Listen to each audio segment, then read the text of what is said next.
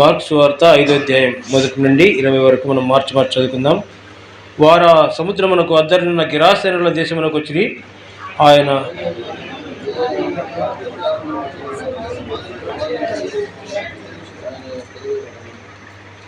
వాడు సమాధులలో వాసము చేసేటివాడు, సంఖ్యలతోనైనను ఎవడునూ వాని బంధింపలేకపోయెను.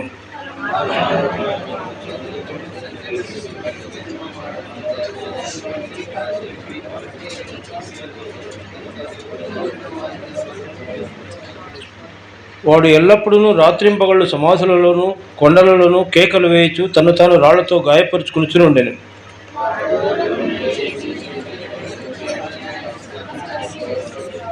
యేసు, సర్వోన్నతుడైన దేవుని కుమారుడా, నాతో నీకేమి? నన్ను బాధపరచుకోమని దేవుని పేరట నీకు ఆనపెట్టుచున్నానని బిగ్గరగా కేకలు వేసెను.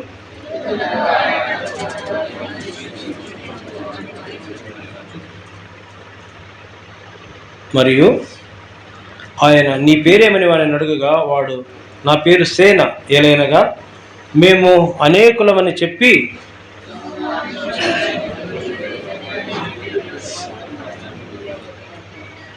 అక్కడ కొండ దగ్గర పందుల పెద్ద మంద మేయుచుండెను.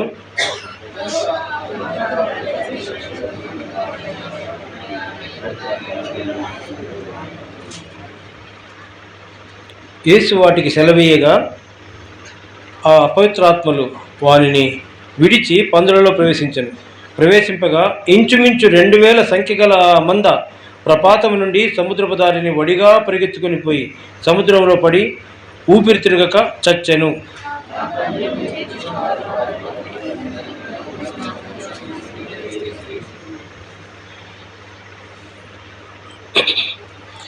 జనులు జరిగినది చూడవెళ్ళి యేసు వద్దకు వచ్చి, సేనాను దయమును పట్టినవాడు బట్టలు ధరించుకుని స్వస్థ చిత్తుడై కూర్చుండి ఉండుట చూచి భయపడిరి.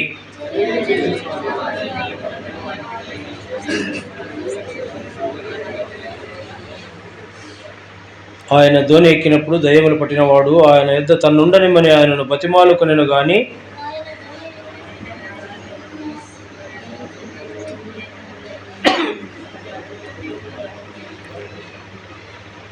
వాడు వెళ్ళి యేసు తనకు చేసినవన్నీ దెకపొలిలో ప్రకటింపనారంభింపగా అందరూ ఆశ్చర్యపడిరి. ప్రార్థన చేసుకుందాం.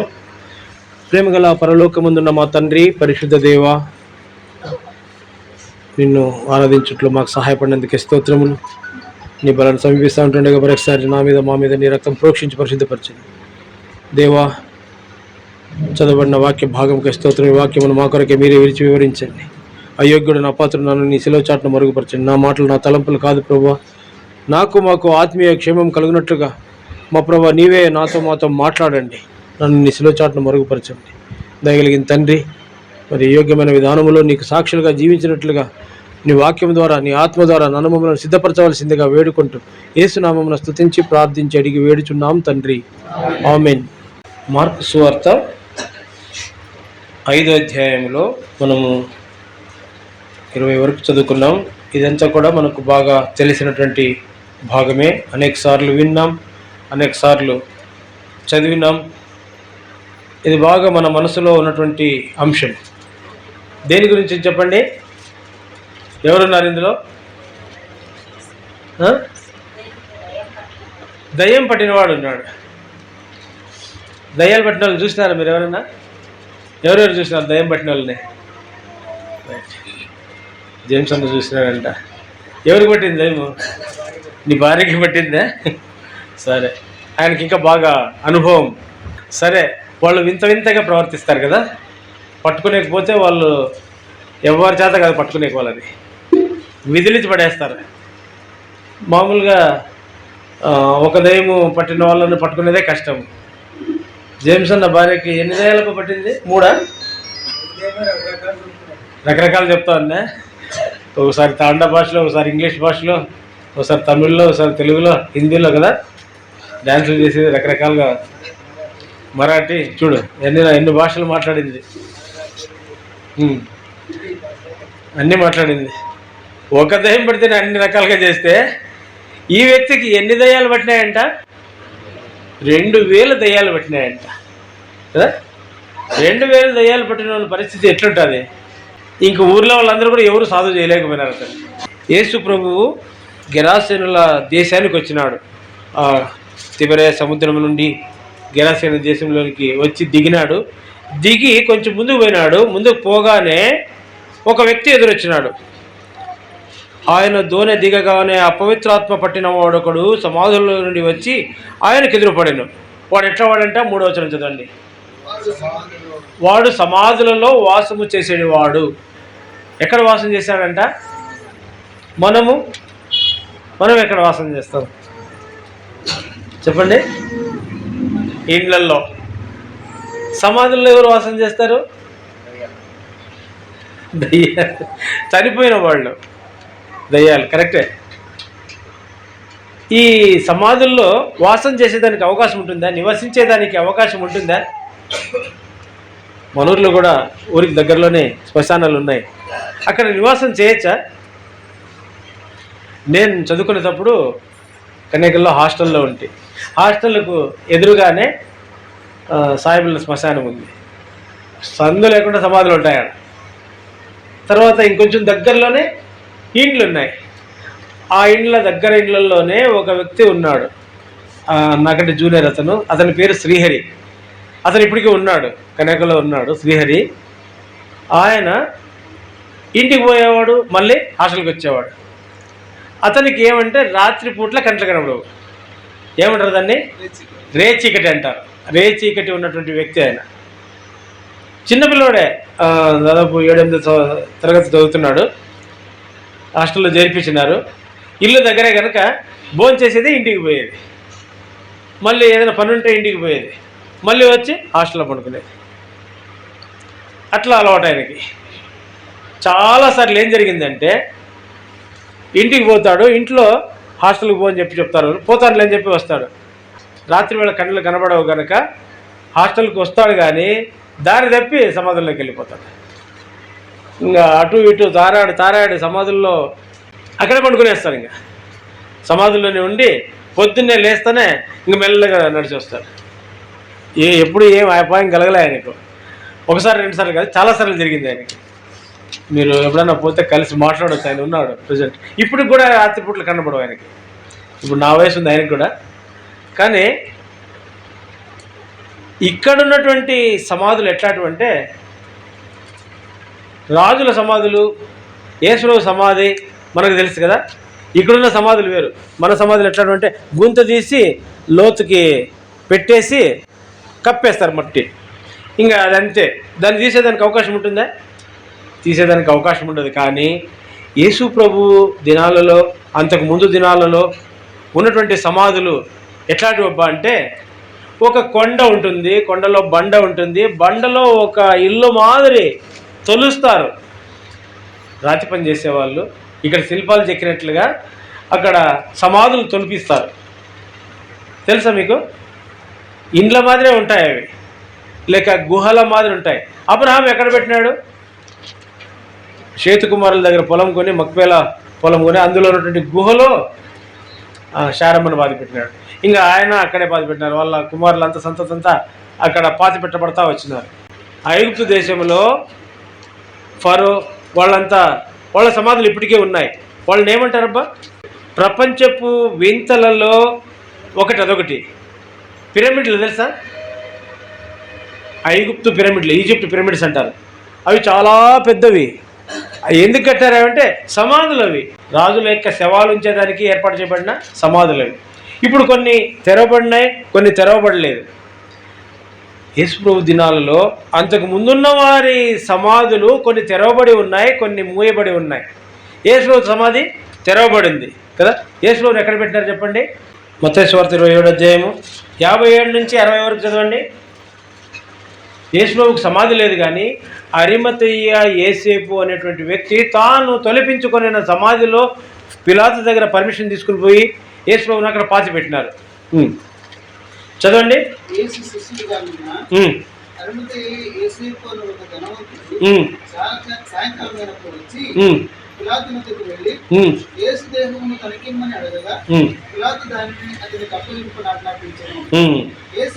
యేసేపు యేసుప్రభు యొక్క దేహమును తీసుకుని శుభ్రమైన నారపట్టతో చుట్టి తాను రాతిలో తొలిపించుకొనిన క్రొత్త సమాధిలో ఉంచి సమాధి ద్వారమునకు పెద్ద రాయి పొర్లించి వెళ్ళిపోయారు. ఆ రాయి ఇప్పుడు చూడండి, ఇక్కడ బండ వేసేస్తారు కదా కింద, అట్లా కాదు, అది ఇట్లా వాకిల మీద నిలబెడతారు రాయిని, పెద్ద రాయిని. మళ్ళీ కావాలన్నప్పుడు తీయచ్చు దాన్ని. ఆ దినాల్లో వాళ్లకు ఏమలవాటు అంటే, వాళ్ళ యొక్క ఆచారము దేహమునకు సుగంధ ద్రవ్యాలు పూసేటువంటి వాళ్ళు. మనకు తెలుసు, తర్వాత సహోదరులు కొంతమంది సుగంధ ద్రవ్యాలు తీసుకుని యేసుప్రభు దేహాన్ని పూయాలని వెళితే అక్కడ లేడు, యేసుప్రభు లేచినాడు, సమాధి ద్వారం తెరవబడింది. అట్లాగే అనేక మంది అంత మునుపు చనిపోయిన వాళ్ళ సమాధులు అక్కడ ఉన్నాయి, మూయబడి ఉన్నాయి. అన్నీ కొన్ని తెరవబడినాయి, చాలా కాలంవి, పాతవి, పురాతనమైన సమాధులు కొన్ని తెరవబడినాయి. వర్షాలు వచ్చి లేదా ఇంకేదన్నా ఏదో రకంగా అవి ద్వారాలు తెరవబడినాయి, బండ అడ్డు తొలగిపోయింది, ఓపెన్ అయిపోయినాయి సమాధులు. అందులో జంతువులు కొన్ని నివాసం ఉన్నాయి. ఇంకెవరు నివాసం ఉన్నారబ్బా అంటే, చాలామంది దొంగలు, బందిపోటు దొంగలు అందులో నివాసం ఉన్నారు. అది గ్రామాల్లో లేదా పట్టణాల్లో నేరము చేసి తప్పించుకొని పారిపోయిన వారికి ఆశ్రయాలుగా చాలా ఉపయోగపడినాయి అవి. ఎవరైనా తప్పు చేస్తే, దొంగతనం చేసినారనుకో, ఏం చేస్తారు, ఆ దినాల్లో చేయి నరికేసేవాళ్ళు. బాగుండాలంటే తప్పించుకొని పోయి అక్కడెక్కడో నివాసం, ఎవరికి కనబడరు, ఎవరికి కనబడకుండా ఉండాలంటే అట్లాంటి చోట నివాసం ఉండేవాళ్ళు. హత్య చేసినారనుకో, అట్లాంటి వాళ్ళు కూడా ఉంటారు, వాళ్ళు పోయి అక్కడ దాక్కునేవాళ్ళు. దాక్కునేదానికి ఇవి ఉపయోగపడినాయి. చాలా సమాధులు, రాజుల సమాధులు ఇంకా చాలా పెద్ద పెద్దగా ఉంటాయి. తర్వాత ఎంతో నైపుణ్యంతో చెక్కబడి ఉంటాయి, ఆర్చుల మాదిరి రకరకాలుగా అందంగా కూడా ఉంటాయి. అవి మరి దిక్కులేని వారికి, ఇట్లా దొంగతనము లేదా నేరము చేసి తప్పించుకొని అధికారుల దృష్టికి కనబడకుండా తప్పించుకొని పోయి అక్కడ దాక్కునేదానికి అవి ఉపయోగపడతా వచ్చినాయి. ఇంకా ఎక్కువ మంది బందిపోటు దొంగలకు అది ఆవాసం అయిపోయింది. అక్కడ చాలామంది ఉన్నారు. ఎప్పటి నుంచి అంటే, ఐగుప్తులో యేసేపును అమ్మేసినారు కదా. ఎవరికి అమ్మింది యేసేపును? ఎవరు అమ్మింది యేసేపుని? అన్నదమ్ములు అమ్మినారు. చూడండి అన్నమాట, ఆదికాండము 37వ అధ్యాయము 28వ వచనం చూడండి. వాళ్ళు గొర్రెలు కాస్తూ అరణ్యంలో ఉన్నారు, తగువులాడుకున్నారు. చాలా రోజులు యేసేపు మీద అసూయ, ద్వేషము వాళ్ళకి పెరిగిపోయింది, కోపము పెరిగిపోయింది. ఎంతవరకు అంటే చంపేయాలన్నంతగా కోపం వచ్చేసింది. తీసుకుపోయి ఒక పాడుపడిన గుంటలో పడేసినారు, అందులో నీళ్ళు లేవు, అందులో చచ్చిపోతూ ఉంటే ఆ దారిలో కొంతమంది వర్తకులు పోతూ ఉన్నారు. కొంతమంది చూసి, వాళ్ళన్న చూసి, వీడు ఎందుకు సావాలా, వాడి నుంచి డబ్బు వస్తే మేలు కదా, వాడు ఆడ బతుకుంటే లేకుండా తర్వాత ఏమైనా కానీ అని చెప్పేసి ఆ గొంతులో నుంచి తీసి వర్తకులకు అమ్మేస్తారు. చదవండి అన్నమాట 28. మిద్యానీయులైన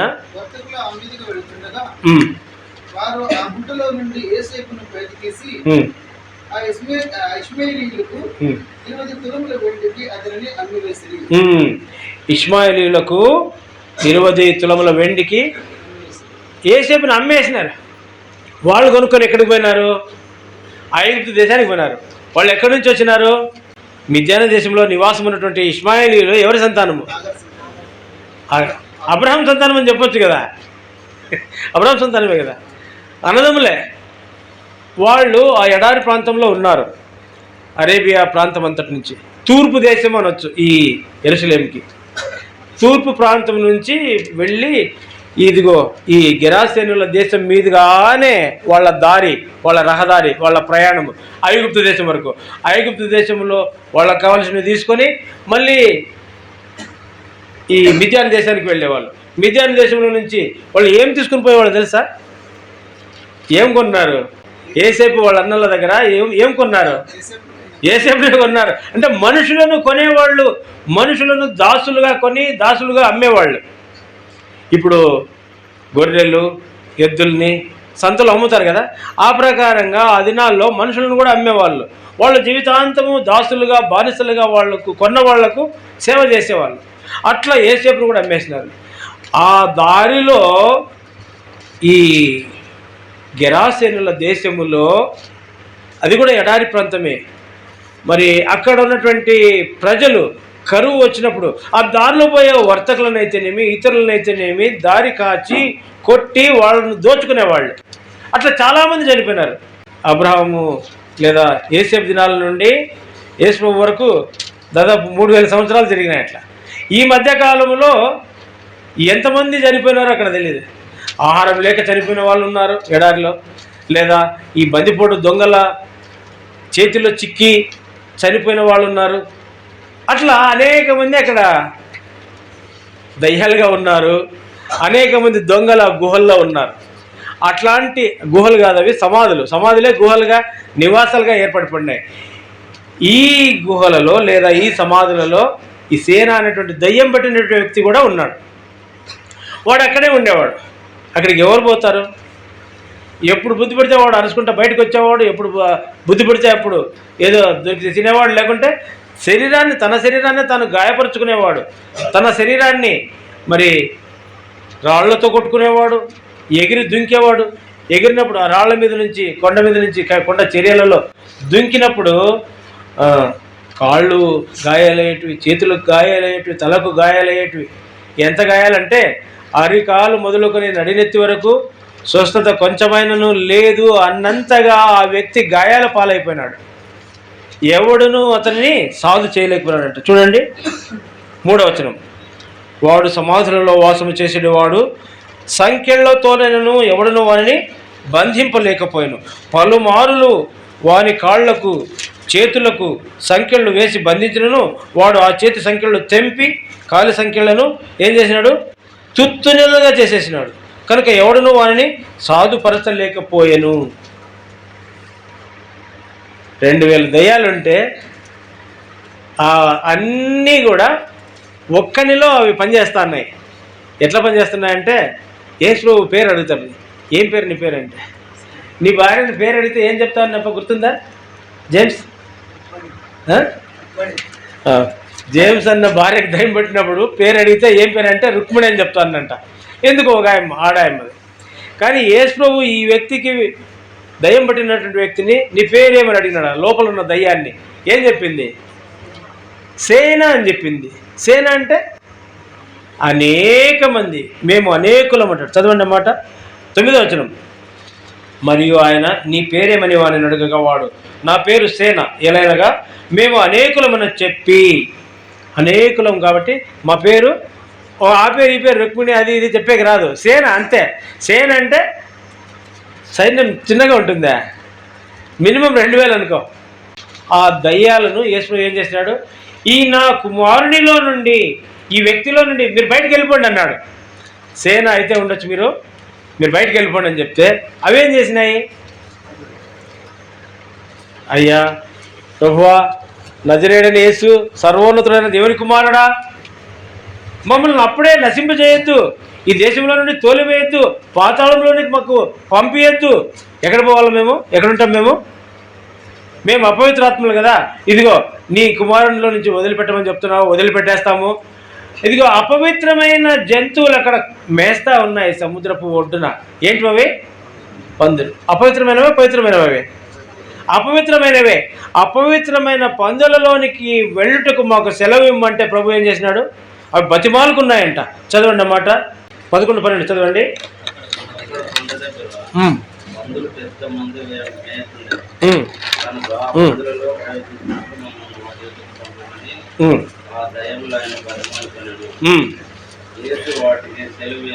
యేసు వాటికి సెలవీయగా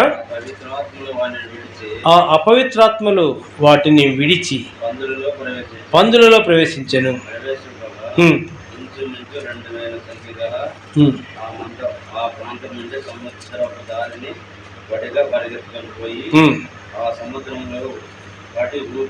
ఊపిరి తిరగక చచ్చెను. చూడండి ఇక్కడ జరిగినటువంటి విషయం చూస్తే అవి ఏం చేసినాయంట? ప్రభువును వేడుకున్నాయి. సేనాని తమ పేరు చెప్పుకున్నటువంటి ఆ దయ్యాలు యేసు ప్రభువును వేడుకున్నాయి. మూకుమ్మడిగా సామూహికంగా ప్రార్థన చేసినాయి ప్రభువును. అవి ప్రార్థన చేస్తే, వేడుకుంటే, బతిమాలితే ప్రభు సరే అన్నాడు. ఇప్పుడు దయ్యాల ప్రార్థన కూడా వింటాడా? బతిమాలనాయంటే వేడుకున్నాయంటే ప్రార్థన చేసింటే కదా. యేసు దయ్యాల ప్రార్థన వింటాడా? విన్నాడు. మనకు అనేక సార్లు ప్రార్థనకు మరి మనసు రాదు, ప్రార్థన చేయలేము, విసుక్కుంటారు. అందుకే యేసు చెప్తాడు, మీరు విసుగకుండా ప్రార్థన చేయాలి అనే దానికి ఒక ఉపమానం చెప్తాడు. లూకాసు వార్త 18వ అధ్యాయం చూడండి. లూకాసు వార్త 18వ అధ్యాయంలో ఒక బీద విధవరాలు గురించి ఒక ఉపమానం చెప్తాడు, అన్యాయస్తుడైనటువంటి న్యాయాధిపతి గురించి. అది మనకు బాగా తెలుసు. అక్కడ చెప్పినటువంటి మాట చూస్తే యేసు ప్రభు లూకాసు వార్త 18వ అధ్యాయము 7-8 వచనాలు చదవండి బాబు. దేవుడు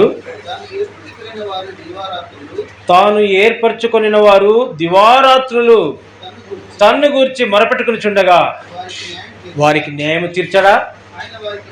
ఆయన వారికి త్వరగా న్యాయము తీర్చును.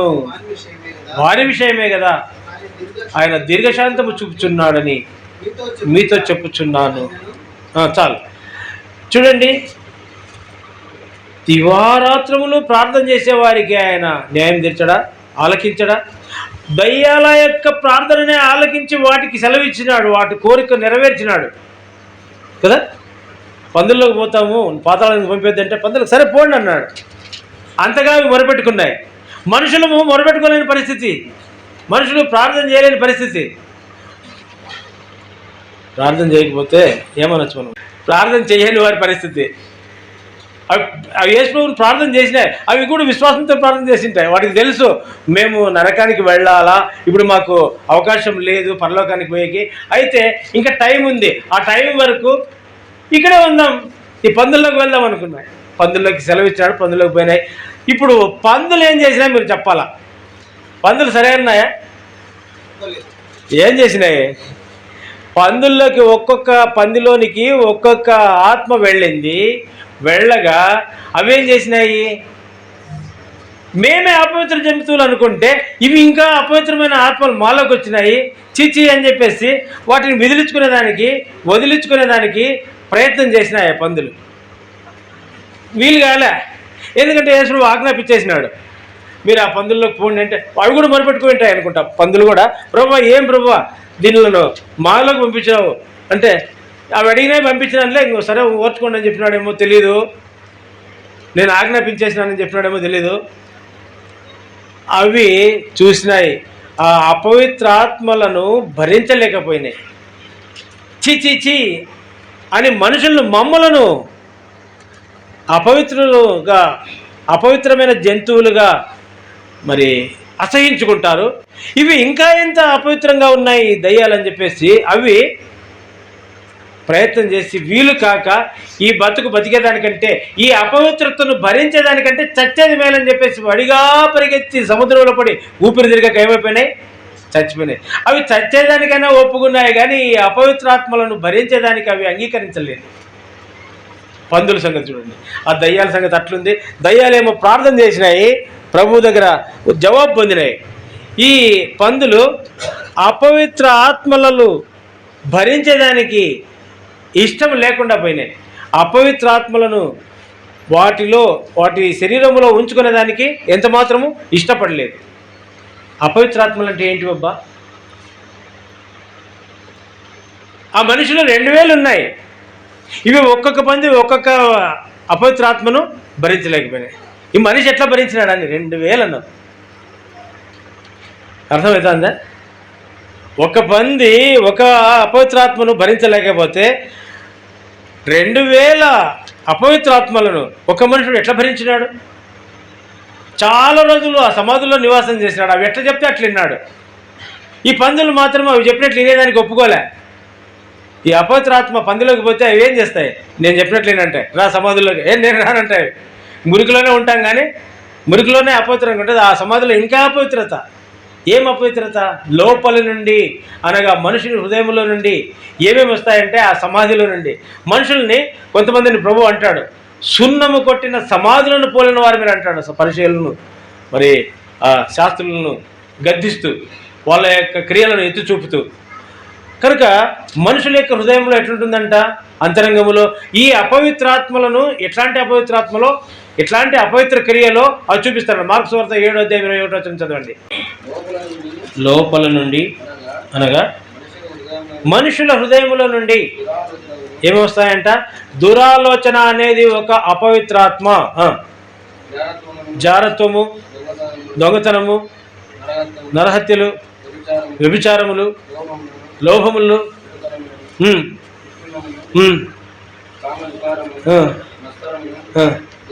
ఎన్ని ఉన్నాయి ఏంచండి? అవి 13 ఉన్నాయి. సరే, ఇక్కడ 13 ఉన్నాయి. ఇంకొక రెఫరెన్స్ చెప్తా. గలతీయుల రాసిపత్రిక బాగా తెలుసు మనకు. గలతీయుల రాసిపత్రిక 5వ అధ్యాయము, గలతీ 5వ అధ్యాయము 19 శరీర కార్యములు స్పష్టమైనవి. అవేవనగా జారత్వములు, అపవిత్రతలు, కాముకత్వము, విగ్రహారాధన, అభిచారము, దేవదూషణ, అహంభావము, అవివేకము, మత్సరములు, క్రోధములు, కక్షలు, భేదములు, విమతములు, అసూయ, మత్తతులు, అల్లరితో కూడిన పాటలు, ఇవన్నీ ఉన్నాయి. ఇవన్నీ కూడా శరీరంలో ఉన్నాయి. అక్కడక్కడక్కడక్కడ కొన్ని లిస్టులు ఉన్నాయి అపవిత్ర ఆత్మల గురించి, అపవిత్ర క్రియల గురించి. శరీర కార్యాలు అంటారు, చెడ్డ కార్యాలు అంటారు, చెడ్డ గుణములు అంటారు, చెడు లక్షణాలు అంటారు దానిని. తర్వాత 2 తిమోతి 3వ అధ్యాయం 1 నుంచి చదువు.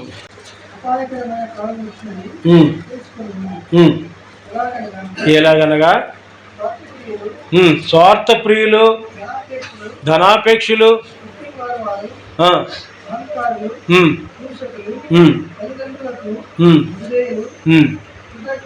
ఇవి తర్వాత చూసుకోండి. ఇంటికి వెళ్ళిన తర్వాత ఈ అధ్యాయం అంతా అవే ఉన్నాయి. కింద వచనాలు ఇట్లా ఉండకూడదని చెప్తాడు. ఈ అధ్యాయం అంతా కూడా అదే ఉంది. తర్వాత ప్రకటన గ్రంథము 21వ అధ్యాయం 8వ వచనం చూడండి. పిరికివారు, నరహంతకులను, వ్యభిచారులను, మాంత్రికులను, విగ్రహారాధకులను, అబద్ధికులందరూ అగ్ని గంధకములతో మండు గుండములో పాలు పొందుదురు. ఇది 2వ మరణము. చూడండి, ఇట్లా చాలా చోట్ల ఒక్కొక్క చోట కొన్ని లిస్టులు పెట్టినాడు ప్రభు. ఇవి అపవిత్రాత్మలు, మనిషిని అపవిత్రపరిచేవి. ఎక్కడికి లెక్క వెళ్ళేవి? ఇట్టి వారందరూ కూడా 2వ మరణంలోనికి, నరకానికి వెళ్ళేదానికి సిద్ధంగా ఉన్నవాళ్ళు. ఈ సేనా దయ్యములు కూడా అక్కడికి వెళ్ళవలసినవే. అయితే ఇంకా టైం రాలేదని చెప్పేసి ప్రభువును వేడుకుంటే ప్రభు పందుల్లోకి పోయేదానికి సెలవు ఇచ్చినాడు. చూడండి, కనుక ఇట్టి కార్యాలు చేసే వాళ్ళందరూ కూడా ఎక్కడికి పోతారు? నరకానికే. ఆ కార్యాల యొక్క తలంపులు, ఆ ఆలోచనలు, ఆ స్వభావములు, ఆ లక్షణాలు, ఆ అపవిత్రత అంతా కూడా హృదయంలో పెట్టుకొని మనుషుడు చక్కగా జీవిస్తూ ఉంటాడు. ఇన్ని అపవిత్ర ఆత్మలు లోపల ఉన్నా కూడా వాటిని తీసివేసుకోవాలా అనేటువంటి తలంపు మనుషునికి రాదు. ఎందుకంటే గ్రహింపలేని స్థితిలో ఉన్నాడు మానవుడు. ఇర్మియా 17:9 ఉంది కదా, హృదయము అన్నిటికంటే మోసకరమైనది, అది ఘోరమైన వ్యాధి గలది. అంతేనా? దాన్ని గ్రహింపగలవాడు ఎవడు గ్రహించలేడు. ఎవ్వరు కూడా గ్రహించలేరు అన్నమాట. ఈ సేన అనేటువంటి దయ్యములు పట్టినటువంటి వ్యక్తి ఏమైనా గ్రహించినాడా? గ్రహించలేదు. కనుక వాడు ఆ అపవిత్రతలో జీవిస్తున్నాడు, అపవిత్ర స్థలములో జీవిస్తా ఉన్నాడు. ఏంటివి అపవిత్ర స్థలములు? ఎక్కడ నివాసం చేసేవాడు? సమాధుల్లో ఏముంటుంది? చనిపోయిన వాళ్ళ యొక్క అవశేషాలు ఉంటాయి, దుర్గంధం ఉంటుంది, అపవిత్రత, కల్మషము, మలినము అదంతా ఉంటుంది. అక్కడ నివాసం చేస్తున్నాడు ఆయన. దొంగలతో లేదా బందిపోటులతో, నేరగాళ్లతో ప్రభు యొక్క సన్నిధిలో నుండి, దేవుని యొక్క సన్నిధిలో నుండి వెళ్ళి ఇవన్నీ మనిషిని అపవిత్రపరిచేటువంటి స్థలంలో నివాసం చేసే వాళ్లకు ఈ సేన అనేటువంటి దయ్యం పట్టినటువంటి వ్యక్తి ఒక ఉదాహరణ. మనలో ఏదైనా అపవిత్ర ఆత్మ ఉంటే, అపవిత్ర క్రియ ఉంటే, అపవిత్ర తలంపు ఉంటే, అపవిత్రపరిచేటువంటి పని ఏదైనా మనలో ఉంటే ఏం పట్టినట్టబ్బా? దయ్యం పట్టినట్టే, అనుమానం లేదు. దయ్యం పట్టినప్పుడు ఏం చేయాలా? ఈ దయ్యం పట్టింది అని తెలుసుకోవాలా. పందులు తెలుసుకున్నాయి, నాలో దయ్యం వచ్చింది, నేను అపవిత్రుడే, కానీ ఈ అపవిత్రత నాలోకి వచ్చింది, ఆ అపవిత్రత నేను పొందకూడదు. పందుల అపవిత్రత ఎట్లాంటిదంటే, పందుల అపవిత్రత మురికిలో ఉంటాయి కదా. ఎక్కడుంటాయి పందులు? మురికిలోనే, గలీజ్లోనే, బురదలో పొర్లుతూ ఉంటాయి. అది భౌతికం. చూడండి, ఎవరైనా దాన్ని తీసుకొచ్చి శుభ్రంగా కడిగినారనుకో, అవి క్లీన్ అవుతాయి కదా. ఒకవేళ దాన్ని శుభ్రంగా ఇంట్లోనే పెట్టుకున్నాడు అనుకో, బాగుంటాయి. వదిలితే మళ్ళీ పోతాయి, అట్లా వాటి లక్షణం అది. అట్లాంటి పందులు ఈ అపవిత్రతను, ఈ చెడును భరించలేకపోయినాయి, శరీరంలో ఉంచుకోలేకపోయినాయి. మనము గమనించాలి, మన హృదయంలోనికి వచ్చేటువంటి అపవిత్ర తలంపులు, మనల్ని అపవిత్రపరచే చెడు ఆలోచనలను, చెడు స్వభావమును, చెడు దేవునికి ఇష్టము కాని, దేవునికి విరోధమైనటువంటి కార్యం ఏదైనా సరే మనలో ఉండకుండా చూసుకోవాలా. దేవుని బిడ్డలుగా మనం దేవుని బిడ్డలు కదా, దేవుని ఆరాధిస్తాం, దేవుని బలలో పాలు పొందుతాం. ఎంతో సంతోషంగా, ఎంతో గర్వంగా చెప్పుకుంటాం మేము దేవుని బిడ్డలని. కానీ అనేక సార్లు గ్రహింపు లేని స్థితిలో సాగిపోతూ ఉంటారు విశ్వాసం. ఈ సేన అనేటువంటి దయ్యం పట్టినటువంటి వ్యక్తి ఎవరు ఎంత చెప్పినా వినలేని పరిస్థితి. ఎన్నిసార్లు చెప్పినా విననే మనసుకి ఎక్కనే ఎక్కదు. వాళ్ళు మొదట బంధించేదానికి ప్రయత్నం చేసినారంట. ఫస్ట్ చెప్పింటారు, అయ్యా సమాధుల్లో పోకూడదు, నువ్వు ఇక్కడుండు అని చెప్తే దయ్యం పట్టినవాడు వింటాడా? పారిపోయినాడు. ఇట్లా కాదని చెప్పేసి ముందు టవల్తో కట్టింటారు, లేదా బట్టతో కట్టింటారు, ఏం కాకూడదు, గాయాలు కాకూడదని. అవి తెంపుకొని పరిగెత్తినాడు. తర్వాత తాళ్లతో కట్టింటారు, తాళ్లతో కట్టితే కూడా అవి కూడా తెంపుకొని పోయినాడు. ఇక్కడ రాయబడినటువంటి మాట చూడండి, 3వ వచనం, వాడు సమాధులలో వాసము చేసేవాడు సంఖ్యలతోనైనను ఎవడును వాడిని బంధింపలేకపోయాను. సంఖ్యలతోనైనను వాడిని బంధించలేకపోయినారంట. అంటే ముందు రకరకాలుగా ప్రయత్నం చేసినారు. తాళ్ళు ఉపయోగించుంటారు, ఇంకేమేమి ఉపయోగించుంటారు. చివరికి సంఖ్యలు వేసినారు, ఇనుప సంఖ్యలతో బంధించినా కూడా వాటిని ఏం చేసినాడు? 4వ వచనం, పలుమారు వాని కాళ్ళకును, చదవండి,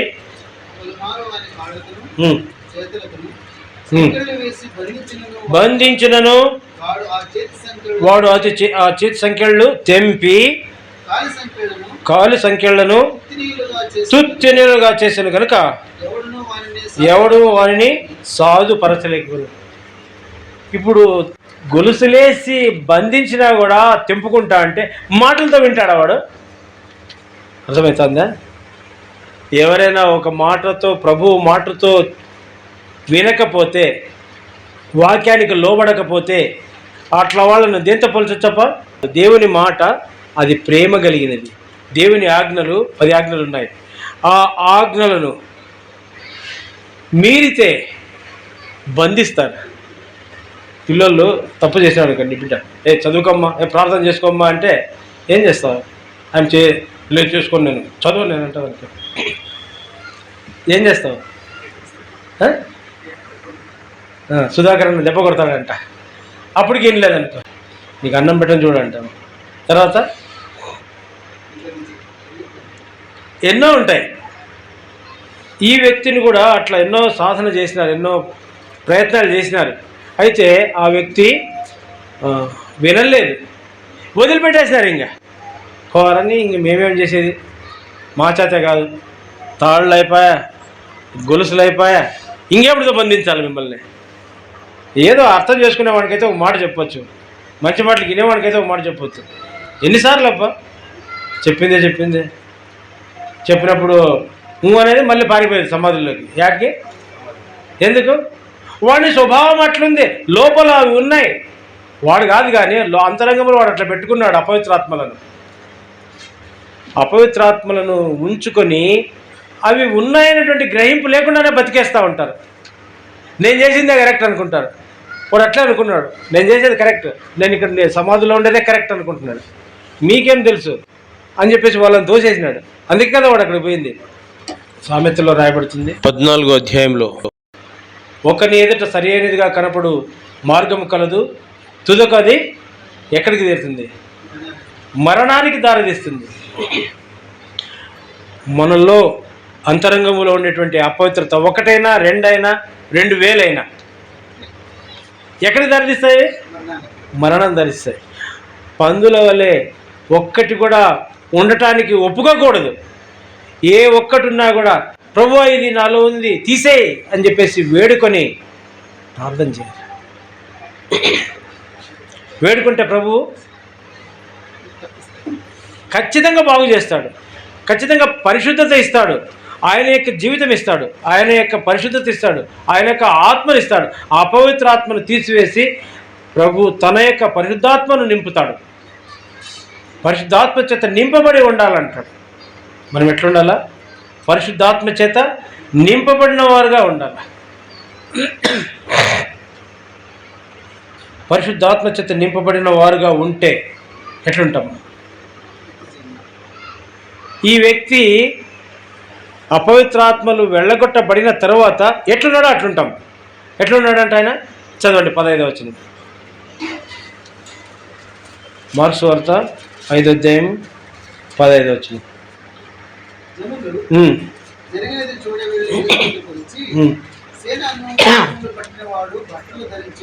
బట్టలు ధరించుకొని స్వస్థ చిత్తుడై కూర్చుండి ఉండుట చూచి భయపడింది. చూడండి, ఈ వ్యక్తి దయ్యములు పట్టినటువంటి వ్యక్తి ఎట్లున్నాడంటే, ఇప్పుడు మొదటేమో సమాధులలో వాసం చేసేవాడు అని 3వ వచనంలో రాయబడింది. సంఖ్యలతో నేను ఎవడను వారిని సాధుపరచలేకపోయినని 4వ వచనంలో రాయబడింది. అట్లాంటి వ్యక్తి యేసు దయ చేత, కృప చేత, ప్రేమ చేత దయ్యాలు వెళ్ళగొట్టబడిన తర్వాత ఈయన జీవితం ఎట్లా ఉంది? స్వస్థ చిత్తుడే ఉన్నాడంట. బట్టలు ధరించాడంట. ముఖ్యమైనది, అంతకుముందు బట్టలు ఉన్నాయా? బట్టలు లేవు, కానీ గాయాలే వాళ్ళంతా. బట్టలు లేవు, ఇప్పుడు బట్టలు ధరించుకున్నాడు. బట్టలు దేనికి సాదృశ్యంగా ఉంది? నీతికి సాదృశ్యంగా.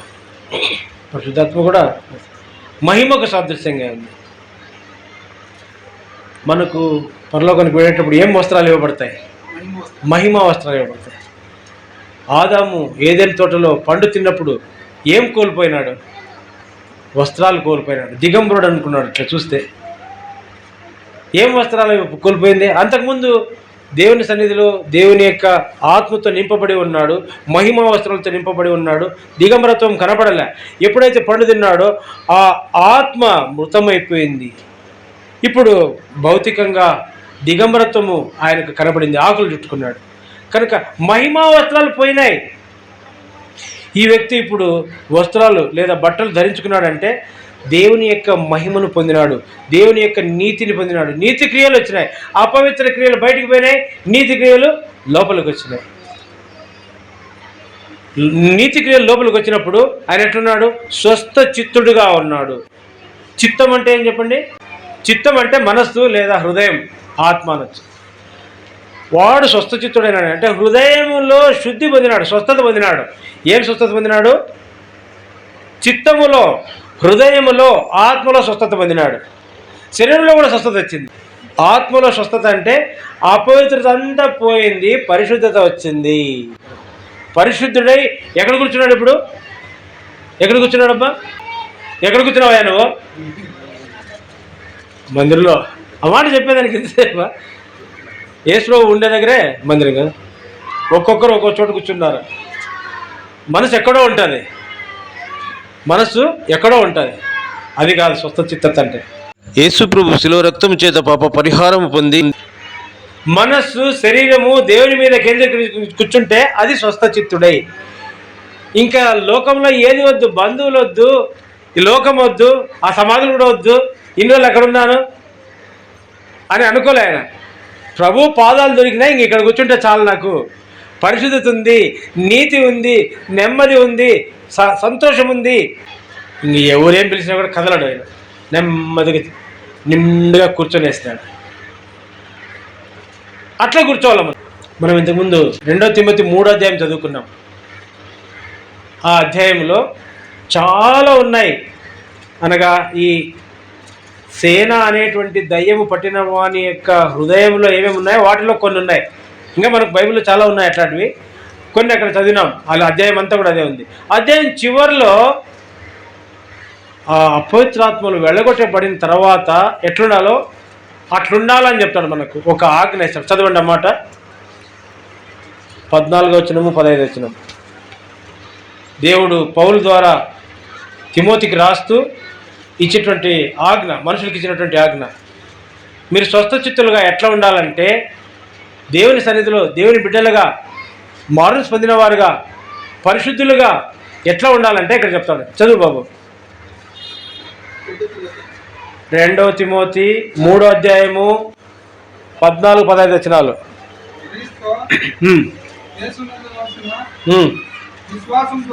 విశ్వాసము ద్వారా రక్షణార్థమైన జ్ఞానము నీకు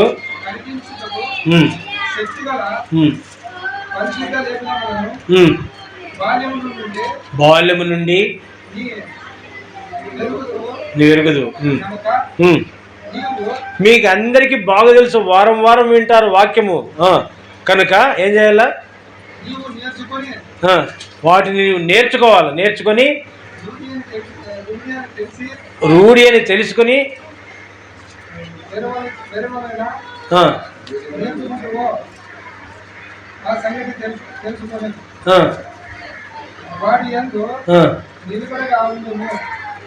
ఏవి మంచివని తెలుసుకొని రూఢి అని నిశ్చయించుకున్నావో, రూఢిపరుచుకున్నావో వాటి యందు నువ్వు నిలకడగా ఉండు అంటాడు. మనకు తెలుసు, మనం ఎన్నో ఏళ్ళ నుంచి వాక్యం ఉంటున్నాం కదా. ఏది మంచిది, ఏది మంచిదన్నా? వాక్యానుసారంగా ఎట్లుండాల? ప్రార్థన చేయాలి. ప్రసంగి 12వ అధ్యాయం చిట్ట వచనంలో మాట చెప్తాడు. ఇదంతయు వినిన తర్వాత తేలిన ఫలితార్థం ఇదే. చదవండి. ప్రసంగి 12, 13, 14 వచనాలు. అవి కూడా ప్రసంగి 12వ అధ్యాయము 13, 14 వచనం. ఇదంతా వినిన తర్వాత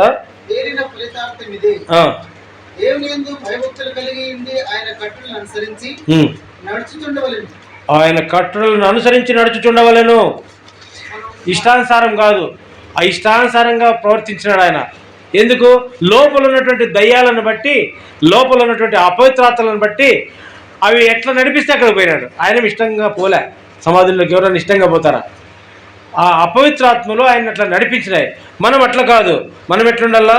దేవుని యందు భయభక్తులు కలిగి ఉండి ఆయన కట్టడలను అనుసరించి నడుచుచుండవలెను. మానవ కోటికి ఇదియే విధి. గూఢమైన ప్రతి అంశమును గురించి దేవుడు విమర్శ చేయనప్పుడు ఆయన ప్రతి క్రియను, అది మంచిదే కానీ చెడ్డదే కానీ, తీర్పులోనికి తెచ్చును. కాబట్టి హృదయములో ఏ అపవిత్రత వచ్చినా, దేవునికి ఇష్టం కానిది ఏ తలంపు వచ్చినా, దేవుని నుండి దూరపరిచేటువంటి ఏ కార్యమైనా హృదయంలోనికి వస్తే, శరీరంలోనికి వస్తే, మన కుటుంబంలోనికి వస్తే దాన్ని గ్రహించేవారుగా ఉండాలా, దాన్ని తొలగించుకునేవారుగా ఉండాలా. అందుకే అంటాడు 12వ అధ్యాయం 1వ వచనం. చదవండి.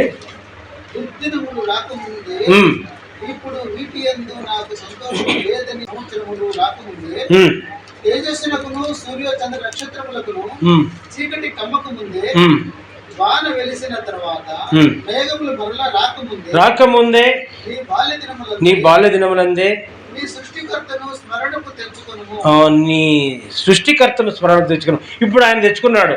సృష్టికర్త దొరికినావు ప్రభు, ఇంకా వదలని తండ్రి అని ఆయన పాదముల చెంద కూర్చున్నాడు. మళ్ళీ చదవండి. ఇప్పుడు మార్క్స్ వార్త 5వ అధ్యాయము 15వ వచనం. మార్క్స్ వార్త 5వ అధ్యాయం 15వ వచనం.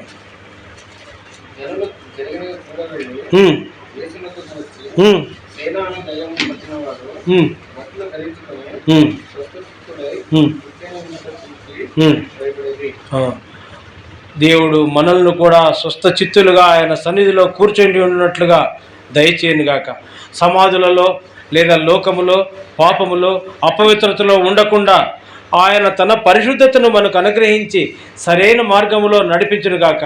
మన యొక్క గ్రహింపు లేని తనమును తీసివేసి ఏ అపవిత్రత వచ్చినా గ్రహించి మరి దానిని తొలగించుకునేదానికి, దేవుని యొక్క ప్రార్థనను, దేవునిని ప్రార్థించేదానికి మనకు సహాయం చేసి తన శిలువ రక్తము ద్వారా మనల్ని పరిశుద్ధపరచి మనల్ని పరిశుద్ధులుగా ఆయన మార్గములో నిలకడగా ఉండినట్లుగా సహాయం చేయను గాక. ప్రార్థన చేసుకుందాం. మోకరించండి.